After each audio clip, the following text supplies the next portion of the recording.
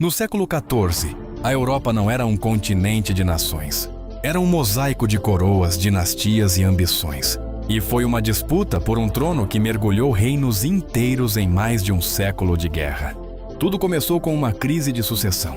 Quando o rei francês Carlos IV morreu sem herdeiros diretos, surgiu uma pergunta explosiva. Quem tinha o direito à coroa da França? De um lado, a nobreza francesa apoiava Filipe VI, da Casa de Valois. Do outro, Eduardo III da Inglaterra, neto do rei francês Filipe, o Belo, reivindicava o trono. O que era uma questão dinástica rapidamente se transformou em um conflito devastador. Em 1337 começava a Guerra dos 100 Anos, mas esta não foi uma guerra contínua. Foi uma sequência de campanhas e tréguas frágeis.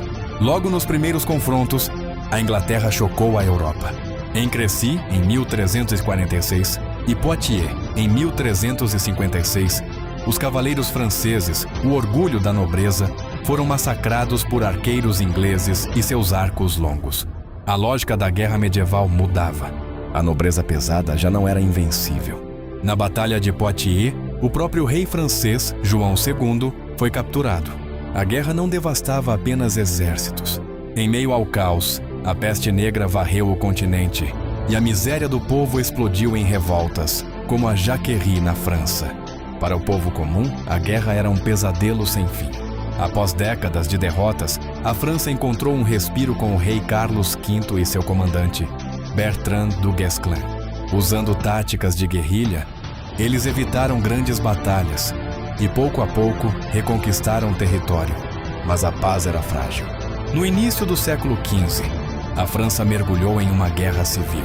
Vendo a oportunidade, o ambicioso rei inglês Henrique V invadiu a França. Em 1415, na Batalha de Agincourt, ele esmagou um exército francês muito superior em número. Paris caiu. Pelo Tratado de Troyes, Henrique V foi declarado herdeiro do trono francês. A França parecia à beira do colapso. E então, do desespero, uma figura improvável surgiu. Uma jovem camponesa, sem título, sem exército, sem poder. Seu nome, Joana d'Arc.